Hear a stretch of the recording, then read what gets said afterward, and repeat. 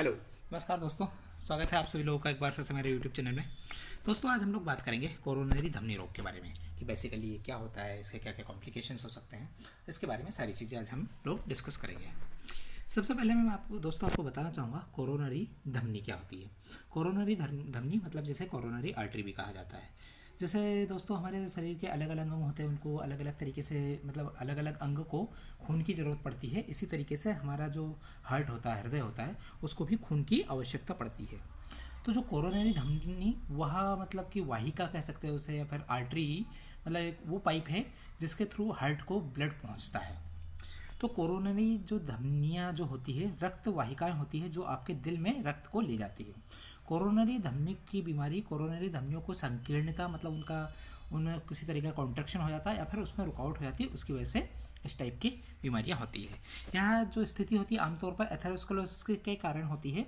और एथेरोस्क्लेरोसिस धमनियों के अंदर कोलेस्ट्रॉल या फिर फैट जमा या फिर प्लेक बन जाना होता है, उसको कहा जाता है। ये जो प्लेक होते हैं मतलब जो कोरोनरी आर्टरीज के अंदर जम जाते हैं, ये क्या करते हैं, धमनियों को रोक सकते हैं या धमनियों को नुकसान पहुंचा सकते हैं। जो हृदय की मांसपेशियों में रक्त के प्रवाह को सीमित कर सकते हैं या फिर बंद कर सकते हैं या फिर किसी तरीके से कम कर सकते हैं। यदि हृदय को पर्याप्त ब्लड नहीं मिलता, रक्त नहीं मिलता, तो उसे ऑक्सीजन और पोषक तत्व भी नहीं मिल पाएंगे, जिसे ठीक से काम करने की आवश्यकता, जो कि मतलब कि ब्लड की ठीक हार्ट को ब्लड से ठीक तरीके से काम करने में आवश्यकता होती है। इसकी वजह से सीने में दर्द, जिसे एंजाइना पेन भी कहा जाता है, या फिर दिल का दौरा भी पड़ सकता है। अब अगर हम बात करते हैं कि धमनियों में जो प्लक होता है, जो एथेरोस्क्लेरोसिस होता है, उसका निर्माण कैसे होता है, बेसिकली क्या चीज़ होती है। दोस्तों, इसके लिए सबसे पहले ये जान लीजिए कि जो स्वस्थ कोरोनरी धमनियाँ जो होती है वो थोड़ी चिकनाई युक्त और लचीली होती है। ये मांसपेशियों के खोखले ट्यूब की तरह होती हैं, जिनके अंदर कोशिकाओं की एक परत होती है जिसे एंडोथेलियम कहा जाता है। एंडोथेलियम जो होती है धमनियों की दीवारों की रक्षा करने और धमनियों को ठीक तरीके से काम करने में मदद करता है, ताकि रक्त स्वतंत्र रूप से उसमें आराम से बह सके। कोरोनरी धमनी की बीमारी कम उम्र में ही शुरू हो जाती है, मतलब बहुत कम एज में ही इसकी जो प्रॉब्लम्स होती है वो स्टार्ट हो जाती है। आपकी जो किशोरावस्था के दौरान ही रक्तवाहिकाएं जो होती है, आर्टरीज होती हैं, कि दीवारों में वसा जो मतलब फेट होता है उसकी लकीरें दिखने लग जाती है। और जैसे जैसे कोई इंसान बूढ़ा होता जाता है, उसकी एज बढ़ती जाती है, वसा का उसमें निर्माण होता चला जाता है। वसा मतलब कि फेट का निर्माण होता चलता जाता है, जिससे आपकी रक्तवाहिकाओं की दीवारों को मामूली नुकसान हो सकता है। पर समय के साथ साथ कई सारे पदार्थ जो आपके रक्त से गुजरते रहते हैं, जैसे कि इन्फ्लेमेटरी सेल है, सेल्यूलर वेस्ट है, प्रोटीन है, कैल्शियम है, धमनियों की दीवार से चिपकते जाते हैं और धीरे धीरे चीज़ें जुड़ती जाती है, और जो फैट होता है प्लक के साथ जुड़ती जाती है। प्लक के टुकड़े अलग अलग आकार के होते हैं, कई बहुत सारे छोटे होते हैं, कुछ थोड़े बड़े हो सकते हैं, कई अंदर से कठोर और बाहर से नरम होते हैं। यदि बाहरी कठोर सतह जो होती है प्लक की वो फट जाती है, उसमें दरार आ जाती है, तो अंदर से जो नरम सॉफ्ट फैट होता है वो बाहर आ जाता है। प्लेटलेट्स मतलब रक्त में जो ब्लड होता है उसमें प्लेटलेट्स वगैरह होता है, क्षेत्र में आ जाते हैं, और जो प्लक होता है उसके चारों ओर रक्त के थक्के बन जाते हैं।